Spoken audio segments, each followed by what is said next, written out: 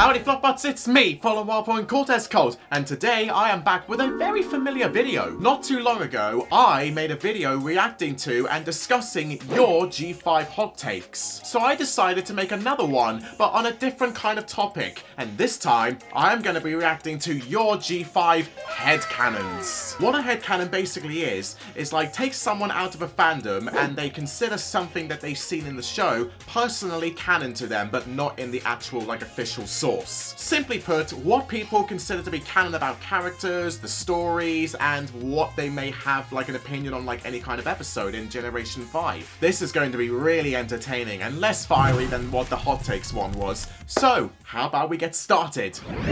Zipp and Hitch's relationship is a very poorly kept secret among the main six. They think they're being clever in hiding it, but literally everyone else knows they're dating. Yeah, that's personally my own headcanon as well, because Stormblazer is just a magnificent ship in G5. The way that Hitch and Zipp have so much chemistry together in every episode, and they're always seeming like they are teasing each other playfully whenever they are around each other. They match so perfectly together, and I've honestly never fallen in love with a ship as much as Stormblazer.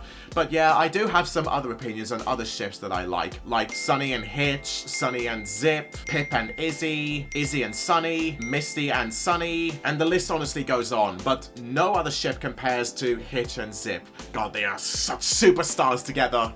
The rainbow machine in the sky in the episode where the rainbows are made is reused parts of the Rainbow Factory. Yes, that Rainbow Factory. That's a very interesting thought, because I personally thought that it was like parts of the Rainbow Factory in that episode too, because when the main six like went up into the sky and they discovered those parts hiding in the clouds, maybe that could have been what the Pegasi like built to like preserve like the weather and like keeping it going on like a regular basis. It is kind of a big stretch though, because you know they were all running away from Opaline's like supremacy in the past, and they wouldn't have enough time to like properly build like that rainbow machine. So maybe set it on automatic and then they just continuously generated the same kind of weather over and over again. It would have been nothing new. But now that they found it, maybe they could try and like trace it back to like maybe where the actual Rainbow Factory is. That would make for such a great fanfiction, like going on a journey to discover the Rainbow Factory and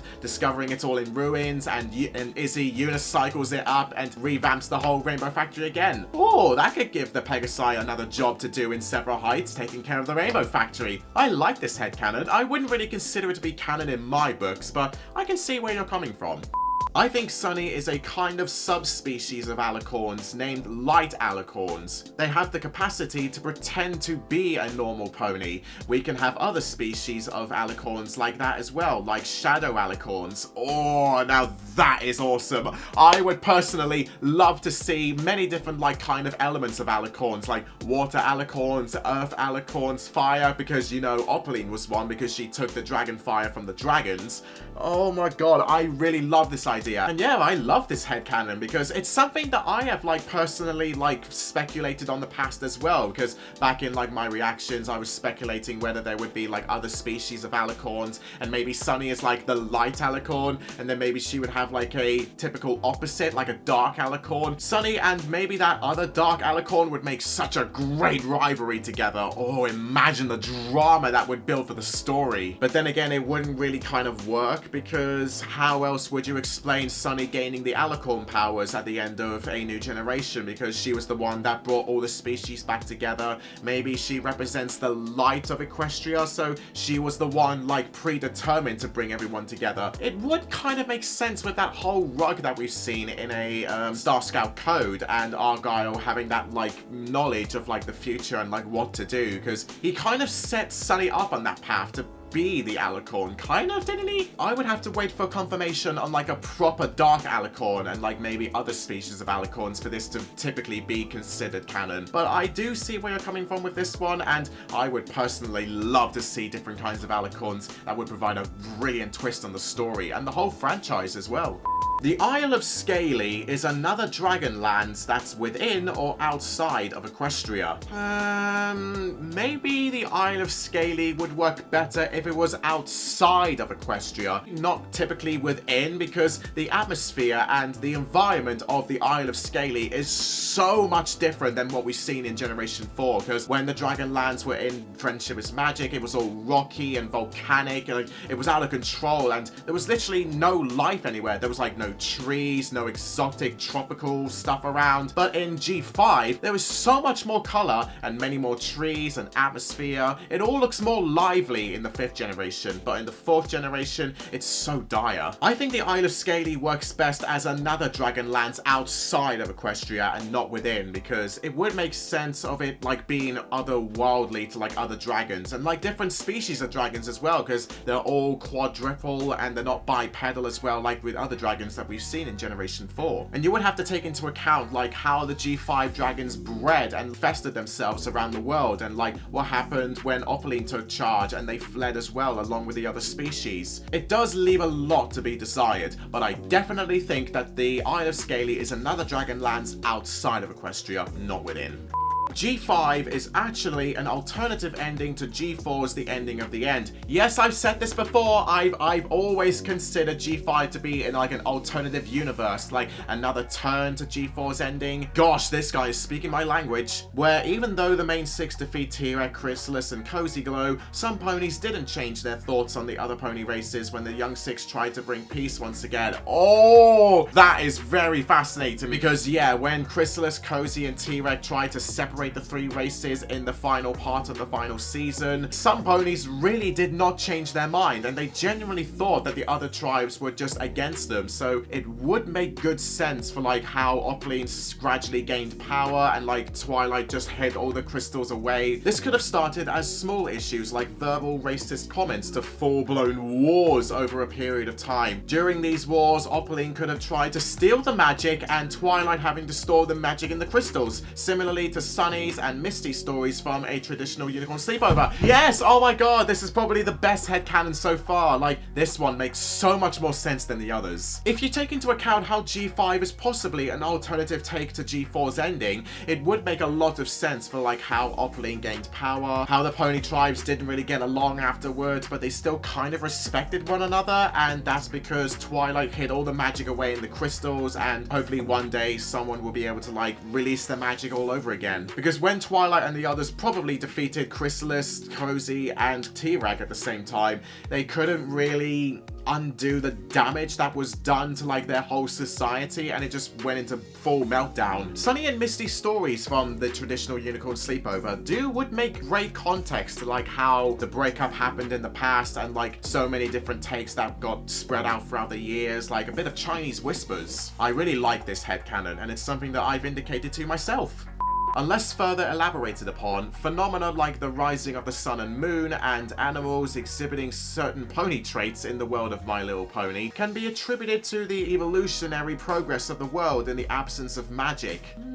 Good point there. As we all know, Celestia and Luna were in charge of raising the sun and moon, and they all had their jobs, but with like evolution taken into account, yeah, why would we really need the princesses if they were just retired and they left all their duties onto Twilight? There's no way that Twilight would have done all those responsibilities on her own. She's not the same kind of princess as Celestia and Luna, let's be real. Twilight would have undoubtedly found some way to like let the moon and sun rise on their own and like have their own orbital progress, whatever you call it.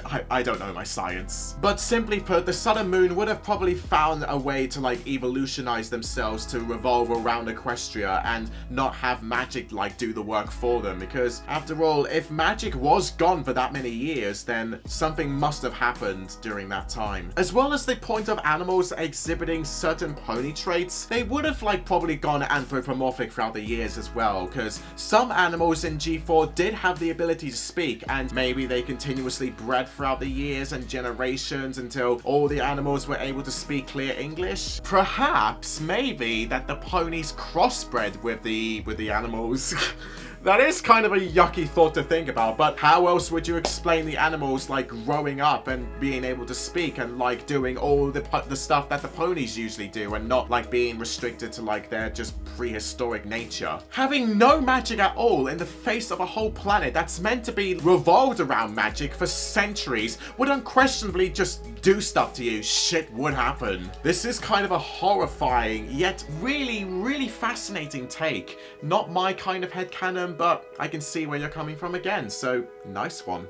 I've got two headcanons here that are practically the same thing, but I'll just do them both anyway. The reason why Spike had to become the Dragon Lord and why there are so few dragons is that Opaline actually killed Ember and many other dragons when she attacked the Dragonlands. Opaline did kill most of the dragons when she drained them of their fire to originally become a Fire-Alicorn, after the main six had initially beat her back using the friendship magic they possessed. She had no second thoughts about killing Sparky after he was drained, so it wouldn't surprise me if she was deranged enough to do the same thing. Yeah, like, oh god. Spike would have had a massive cleanup job to do after Opaline just wrecked the whole land, and Twilight and Spike, they would have probably had an emotional farewell before they separated and gone their own ways to protect their own kind. But Spike, he is so much better as the Dragon Lord in G5. He is still very wise and caring, and he cracks dad jokes every once in a while. And he is very acknowledgeable about the history of what happened in the past between Opaline and Twilight, so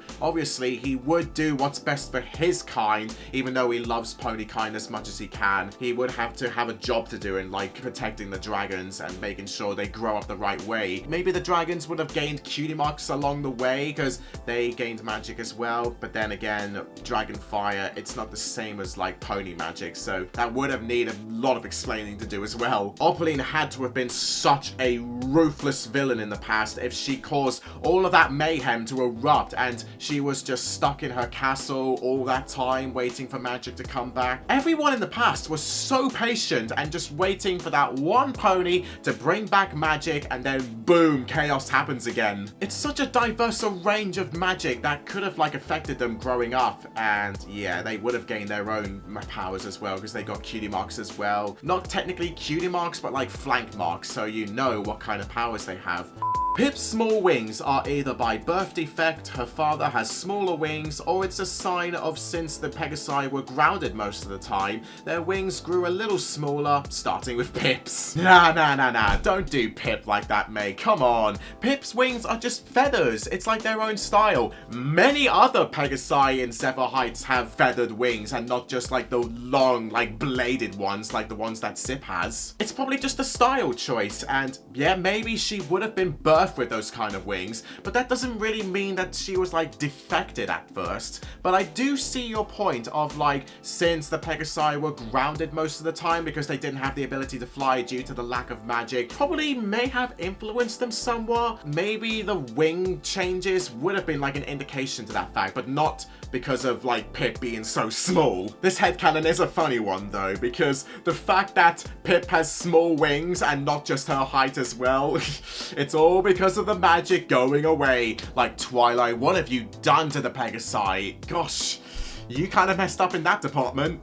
Oh, we've got some age headcanons here. Sunny and Pip are 22 years old. Maybe, but I do like think that maybe Pip is one of the younger ones because obviously Zipp is older. Hitch and Zipp are 23. I would probably put Hitch like somewhere around 25 years old, but maybe you're spot on with Zipp. Izzy is 24. No way would Izzy be older than Hitch. I cannot personally see that happening. And Misty is 25? Okay, pal, I gotta stop you right there. What makes you think that Misty would be one of the older ponies? Like, Misty would have to be within the younger range. I'm not saying I indicate anything, but Misty, with her like demeanor and her shyness around everyone and how she grew up into what she is now, it does kind of hint to signs of a more youthful pony, if you catch my drift. If I had to give my own headcanon on what ages I think the ponies are, obviously Hitch is the oldest, Pip would be the youngest, Misty would be the next youngest, and Izzy would be after her, and Sunny would be next, and then Zipp would be the second oldest. Yeah, that's where I consider the main six to be on like a age graph. So Hitch is the oldest and Pip is the youngest. G5 ponies are a predatory species, evidenced by their more visible teeth and front-facing eyes with completely rounded pupils. Prey animals such as horses in real life usually have eyes that are positioned on the side of their heads with various kind of pupils to expand their view of field so they can see incoming predators. Pair this with the mysterious lack of other creatures, except for dragons living very far away and sea ponies as well. You can put 2 and 2 together that maybe the horses got a little hungry. Are you saying that the ponies evolved from cannibalism? Like, what the fuck? Like, the horses got a little hungry. They ate each other and what the what is this? What is this headcanon? I cannot wrap my head around this. I can see why you don't take it too seriously, because it's just so absurd. Obviously, it's just an animation style. But with the way that they are stylized in this generation, maybe like the traits that you've seen on their faces, like the more realistic eyes and the teeth and the way they are like bodied and shaped and such, maybe they would be considered a predatory species rather than a prey one. For God's sake, why am I even enticing this headcanon? This is too ridiculous. Sprout is once again being a snobby red potato as he always is. However, if he ever makes an appearance in Tell Your Tale, I hope some pony would teach Sprout a good lesson on why living with unicorns and Pegasus isn't all that bad, and he would probably get a much better redemption arc than in a Maritime Adventure where his redemption felt a bit forced. Oh, absolutely, mate. I agree with you there, because God, I detest Sprout's redemption in a Maritime Adventure, because what the hell even was that redemption? Even if it could be called a redemption, because he practically just said, I guess I overreacted a little bit hard. Like, that's not even like a proper apology, or what Phyllis did to redeem herself by like going out into main melody, trying out a new hairstyle, giving everything a positive reaction, and eventually coming together at the end of a new generation with the other species and proving, yeah, I guess unity isn't all that bad, because Phyllis actually did a good deed. Sprout, meanwhile, did nothing. He did practically zilch. Honestly, he would have characters like Posey, who would probably show Sprout the ways of living with other ponies. As much as I couldn't stand Sprout after what he did in A New Generation, yep, speaking the truth once again, after watching episodes like P plus P equals BFFs, Posey might actually see some goodness in him after all, and that maybe we could see a potential episode where Posey shows Sprout that living together with unicorns and Pegasi is actually a good thing. Another splendid headcanon there that I wholly agree with. As much as I hate Sprout for what he is, he definitely deserves a proper and official redemption arc than what he had in the game, or what he could be like considered in the show, because in the show he is still such an irredeemable dick who's such a jerk to everyone, and genuinely he doesn't really care about how he treats everyone. He's just an idiot. You fluffbutts may wave him off as like comic relief, but no, that's not comic relief in my eyes. An episode with Sprout and Posey, like you said, would be a good idea, but maybe, to me, I would consider Misty and Sprout for an episode in Tell Your Tale, because then we can finally get some insight into how Sprout was feeling in between everything oftenly, and like how much he felt rejected, and seeing everyone now is feeling happy, and he's just a bit jealous of like how, why can't I have a friend? I need to like force myself upon everyone so they will accept me. I can honestly see that happening as an episode, but unfortunately, that redemption arc will never happen, because yeah, Make Your Mark isn't coming back, and Tell Your Tale is too short to tell a story like that. Maybe if it was saved for like a special, perhaps, but not in like a 5-minute runtime, because that's just impossible. Sunny and Hitch are secretly related. Nope. Instant nope, I don't see that happening. Sunny's Alicorn powers are a temporary boost, and once she does more good deeds, she will become a full Alicorn. Yeah, that could maybe happen. Like the more good deeds that Sunny does in her Alicorn form by saving the world and like doing friendships here and there, she could become a full Alicorn eventually. Like she becomes the princess of friendship, like taking over Twilight. Allura secretly waited for Opaline to be defeated before making her move. Nah, that doesn't really work, because Allura was in Starlight Ridge when Opaline was doing all of her nasty stuff in Equestria, and how exactly would Allura know about Opaline in that regard? Because then if Opaline was always keeping an eye on Opaline, then she would probably have to go through the portal, but obviously she couldn't do that because she was more focused on trying to find that Nova charm in the sky. Allura isn't as evil as Opaline. There's no way that would happen. The story that Argyle told Sunny is the book that opens and closes closes at the start and end of G4. That's kind of what I was thinking as well, because like maybe at the end of the last problem when the book closes, it transitions to a scene of Argyle turning to Sunny and like that's the story of friendship is magic, and then it turns out that all of G4 was just a fairy tale and G5 is the real Equestria. Oh my god, that would have been such a massive twist if that ended up being the case.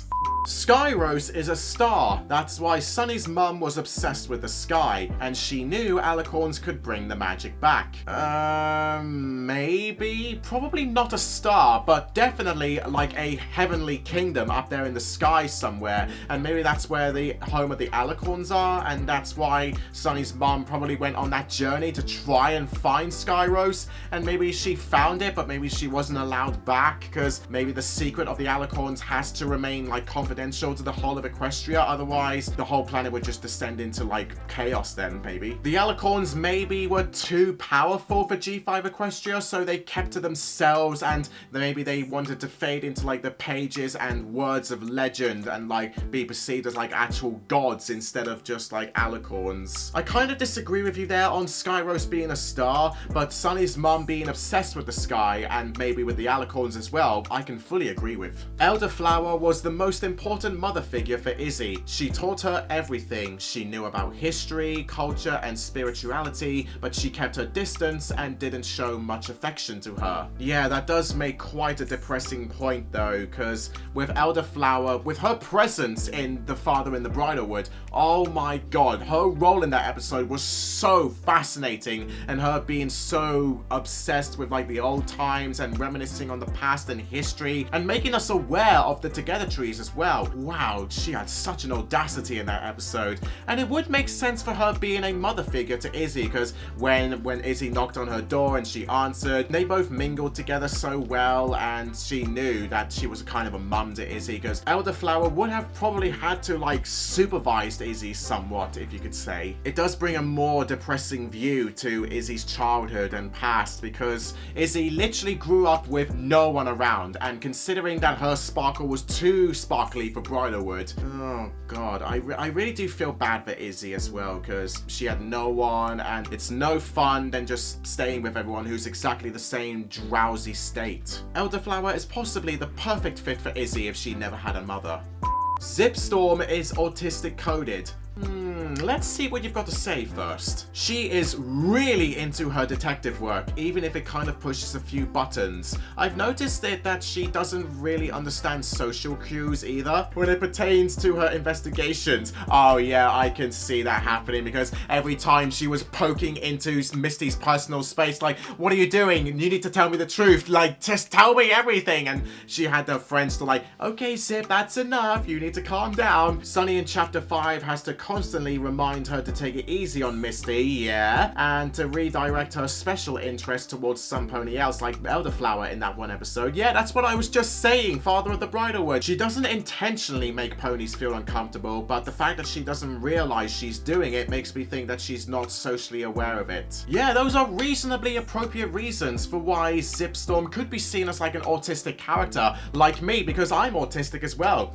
Yeah, that's a fun fact for you all. Sometimes I can be a bit too overexcited around people, and I wouldn't really understand the normal social cues that everyone else in the world would like consider as ordinary. Like, I would be like too up in people's space, and I just want to know, no, let me know everything. I want to see everything. Then of course I would have someone to back me up. Okay, like, okay, just calm down, just talk normally, okay? Interacting with friends online, and even you fluffbutts online as well in my videos, I can really be enthusiastic about, but interacting with people out in public, it's not really my cup of tea, and I would have some trouble. So I can understand why Zipp would have these like kind of autistic tendencies as well. Yeah, that just makes me like Zipp even more, because she's just like me. So yeah, I love this headcanon. Well done.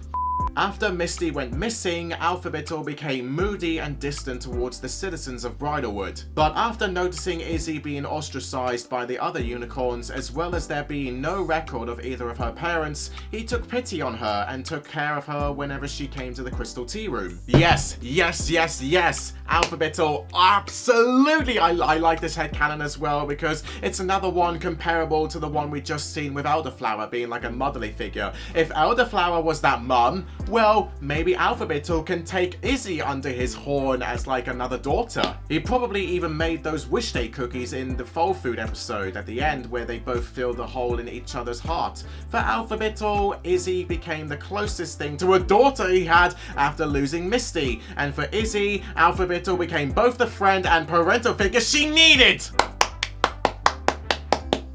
Another fantastic headcanon that I wholeheartedly agree with. Oh man, fluffbutts, we've really got to stan Alphabittle for his role in the whole of G5. Like this user said, after he lost Misty, Alphabittle would have gotten into like gambling and gotten so cold-hearted towards everyone and not really gotten sociable with anyone. Even though he was still kind of like the leader of the unicorns in that aspect, he still didn't really like get along with everyone. He was just like drowsy like everyone else. But of course, Alphabittle would have like considered Izzy to be like another daughter, and he cared for her and loved her. And remember, like at the start of The Father of the Bridalwood, Izzy mistakenly called Alphabittle her dad?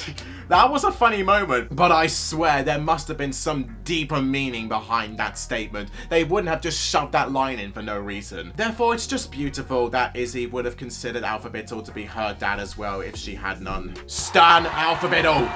Maritime Bay's Sheriff Department was originally largely funded by Cantalogic. After it went out of business, Hitch turned it into a mostly volunteer force. His primary income actually comes through calendar sales. Ah yes, that god-awful calendar from A New Generation when Spout was ripping off all the pictures like shredded abs, paid off mortgage and stuff. Is Hitch like a secret model that way? Because all those outfits on him, they really fitted him. Truthfully, I would have loved to buy one calendar, and yeah, his primary income actually comes through the calendars. Yeah, I guess that would make sense because that's where Hitch gets his money nowadays. How else will he care for Sparky? Zipp is a trans girl, and Pipp and Haven's attempts to get to do more traditionally girly stuff is them trying to be more gender affirming. However, Zipp simply doesn't enjoy doing feminine things that Pipp and Haven enjoy. She's simply a girl who prefers to do non-feminine things. Oh, I love this headcanon so much, and it has been indicated in the fandom and throughout many social media platforms that Zipp is a accurate representation of like a trans pony, like what people perceived Trixie to be. And I can see the theory of Zipp being a trans girl very probable as well, because yeah, she doesn't really do many feminine things out in the open, like, and she gets so publicly embarrassed if she's doing it with her friends. But maybe in private she can have a bit of an interest in that, but she doesn't really want anyone to know. Of course, Pipp and Haven would try to be more gender affirming, to like be more respectful to like Zipp's choice of being a transgender pony, but maybe it's not the kind of like acceptance that Zipp is wanting. Like, she gets that they're doing it out of love and she does appreciate it, but maybe it's just not the kind that she's looking for, and she just wants to be like individual and like she wants to pursue her own way. Zipp doesn't want to be a very stylish and out in the open kind of girl. She wants to be a different kind of one, like a badass one and muscular. It would explain why she spends so much time with Sunny and Hitch out there. Oh my god, that makes more sense. Like, imagine if Hitch, a regular male pony, fell for a trans girl. What the? Oh my god, that's so adorable! Oh my god, I really want that to happen too. I am all for it. Izzy is the fastest pony. We saw her outrun Zipp in The Game is the Hoof, and she caught up to Fifi flying in Secret Admira. Yeah, Izzy has to probably be the fastest running pony out of the lot. Oh my god. For a size of hers, Izzy sure does have speed. The balloon pony from the movie, Ivory Cedar, is Diamond Tiara's great-great-great-great-great-great-grandson. What makes you think that? Like, all because of the sparkles in his hair and he has like that attitude? Yeah, you don't want to mess with a rich pony. Nah, no way. That's just a bit of a joke. Sunny's mother is an alicorn in disguise. For an Earth pony, she has a very magical look. Plus, her cutie mark is the Star Scout crest, which was in the tapestry. Was it that? I don't think I ever saw a cutie mark on Sunny's mum. I'll have to have a second thought about this when I'm editing this video, and I'll have to look closer at this one. But I can see where you're coming from. But an alicorn in disguise? That's a bit of a stretch, because why else would she be looking for Skyros? Like, maybe she didn't know like Skyros was like actually a place like where the alicorns are? This this is a bit of a 50-50 on my end. Zipp and Pipp's father is a sperm donor. Just like Merida or Princess Jasmine, there were many suitors, but young Haven couldn't care less, so her parents made a compromise. Why haven't we really seen Haven's husband yet? Maybe there's a reason why we haven't seen Haven's husband and Zipp and Pipp's father yet, because it really does make me question, where on earth is he, or where did he go? Like, maybe he fell in love with the queen and like then she gave birth and then he ran away because he didn't really want to be considered king. He was just an ordinary pony that didn't really want that lifestyle. And it's honestly kind of why it matches so perfectly to why Zipp doesn't really want the queen position as well. Wow, like Zipp takes more after her father than her mother, and Pipp takes more after her mother than her wow. Oh wow, I think this headcanon needs to be canonized. Personally, I think that Phyllis is to blame for his son turning evil in the movie, due to him just wanting her approval. I don't think that Sprout is all that bad, okay? It's all due to Phyllis for raising him to be the way he is that he turned so evil and so dictator-like. It's all Phyllis's fault in the beginning for turning Sprout into the monster that he is, so there you go. As a child, Phyllis was raised by parents who were control freaks and dictated everything into her life. This led to her choosing to do the total opposite when she became a parent, doing the bare minimum for giving attention to Sprout, leading him to constantly seeking her approval. I wouldn't really say that she did the bare minimum. She did the minimum of being a parent, but she did love Sprout very much, and she always egged him on to do the right thing. Like, I mean, from her mindset, like, do this thing for the better and the greater good of this town. You know you will be a good sheriff. I believe in you. So I wouldn't really say that she did the bare minimum, but she did everything towards him in like a biased manner. This was especially caused by growing up with Hitch and Sunny, because Argyle was so close to Sunny, leading to Sprout also becoming resentful of Sunny's relationship with her father, on top of the seeking approval from his mother. Yeah, Sprout does behave that way a lot, like just saying towards Phyllis, like, did I make you proud, mother? Please love me, mother. Save me, mom! Especially at the end of the first part of Roots of All Evil, when Sprout jumped on Phyllis's back and she was like, not we go again. Sprout would grow up detesting Sunny and Argyle's relationship with each other, and he kind of disliked Hitch as well, but obviously Hitch had the bigger power when he grew up into sheriff and Sprout turned into his deputy, so he had someone to rely on and just to like admire, I would say, because like he really wanted Hitch's position as sheriff, but obviously he was just a deputy, so he really wanted, and he was just kind of jealous as that as well. It could be considered canon that Phyllis grew up with like perfectionist parents who wanted everything so perfectly and in line with what Maritime Bay was like in the past, and like Phyllis changed everything up for like her way, and she wanted to propagandize everything for like profit and wealth, and then she wanted her son to do the same, but obviously Sprout took it down a different way and like misunderstanding her points, and like that's what drove Phyllis to do the right thing after all, and like if she apologized for her ways, then she slid back into secrecy, so she wasn't really acknowledged by everyone anymore because she didn't really fit into this modernized and friendship dominated world. Yeah, Phyllis is to blame for how Sprout turned out, but Phyllis is just such a revolutionary character to think about, and her past really sometimes intrigues me because I really want to know more about how she turned out to be the way she did. The G5 main 6 are reincarnations of the G4 main 6. Oh yeah, of course, the good old reincarnation theory. But what does this user think they are? Sunny is Twilight. Yep, I can get behind that. Misty is Fluttershy. Yep, definitely. Hitch is Applejack. Maybe he's like a mixture of AJ and Fluttershy, but of course Misty takes the cake with Fluttershy, so yeah, Applejack is a good consideration for Hitch. Zipp is Rainbow Dash, obviously, yep. And Izzy and Pipp are interchangeable between Rarity and Pinky. Remember, Izzy is the artsy one of the group, and Rarity's stream stress abilities, where Pipp seems most to fill the role with a community role. Yeah, I can see that happening as well. If it was me, I would say that Izzy is more like Pinkie Pie and Pipp is more like Rarity. So there you go, that's your reincarnation theory solved.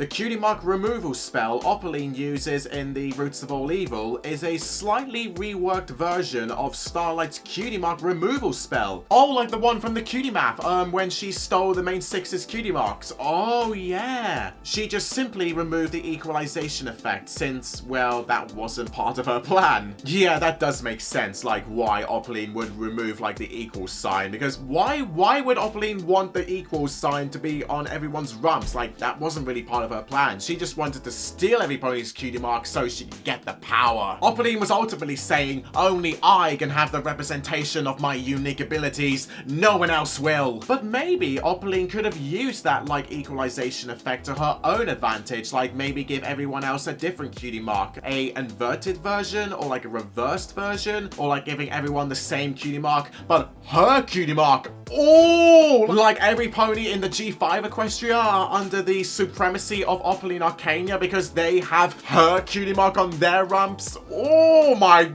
God! Someone needs to make a fanfiction of that idea right now. Opaline giving every pony her own cutie mark so they are willing under her. Oh my God, I really want to see that one day. So if there's someone in the audience that's watching this video right now, please write that up. I will make a fanfic reading of it if you do.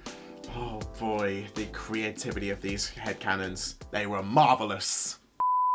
Well, fluffbutts, that concludes me reacting to and discussing all of your G5 headcanons. Some of these headcanons I could really get behind, some of them were just a bit absurd, and some were just, no, absolutely not. I cannot believe why you would consider that to be canon in the first place. What was your favorite headcanon that was discussed in this video, and do you have any headcanons of your own? Do share them in the comments below. I do really want to engage in this video too, so yeah, I cannot wait to see more. So, fluffbutts, don't forget to hoof smash that like button down below, and don't forget to subscribe to my channel for more videos like this coming soon. And also, don't forget to leave a pledge on my Patreon page down in the description below, so you can help support me in making these fantastic videos more consistently. And I shall see you all very soon. Goodbye! And just before this video ends, I want to give a huge thank you to all my patrons on my Patreon. My Silver Fluffbutt patrons, Louise Wade and Alex Smith, and all my Gold Fluffbutt patrons, Jack Leichter, Drew Lazinski, Clear Heart Apple, Owen Wildish, Jonathan Chapper, Darth Siler 22, Kiki Bat VA, and the Peyton Growlerful Trisky. All of your love and support is greatly appreciated. Thank you.